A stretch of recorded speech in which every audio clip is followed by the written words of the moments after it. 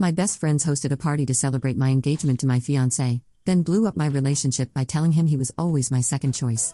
Posted by u/thra_impress6525. Update 1 day later.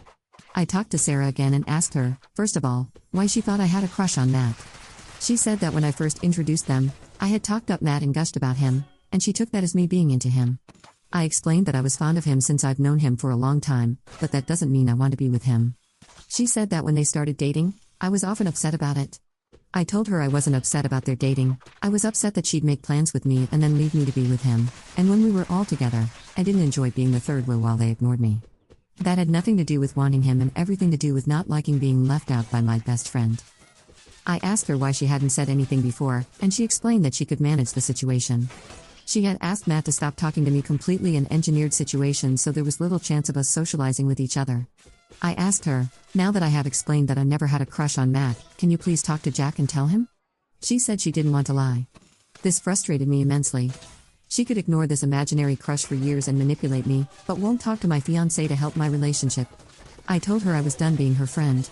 Looking back, I realized I was always doing things for her and she used me but did little for me. Second update 5 days later. Jack and I broke up. I wrote a long letter to Jack explaining the entire history of my relationship with Sarah and Matt, along with the recent screen caps. I asserted as best I could that I had never pined after any guy, that I loved him, and that he was my only choice. After days of silence, Jack agreed to talk to me. We met, and he said that he sees 2 ways of interpreting the situation. 1, Matt and Sarah are right, and he doesn't want to be my second choice. 2, they are malicious people who are messing with me, and that shows very poor judgment on my part to have a best friend like this, which he doesn't want in a life partner. Either possibility leads to the same conclusion, he wants to call off the engagement. He reminded me that I had represented Sarah as one of the most important people in my life. I'd jump up and help her all the time. I had once canceled plans with him to take care of her kid when the baby was sick.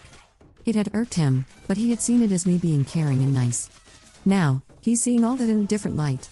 I cried and begged him not to end our engagement, but he wanted a break for a while. I thought over what he said for a few days and came to realize that he was right. I was a clingy friend and a doormat.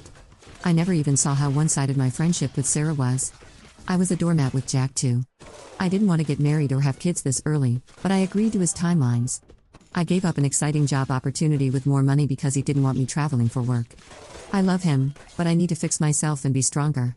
I gave back his ring and ended things. I returned all the gifts he gave me too. He was offended by that, but I didn't feel good about keeping the very expensive things he had given me. He makes a lot more than I do and was very generous with what he gave me, but I can't keep that now. Sarah was quiet for a while, but then she started calling me. I ignored most of her calls, but this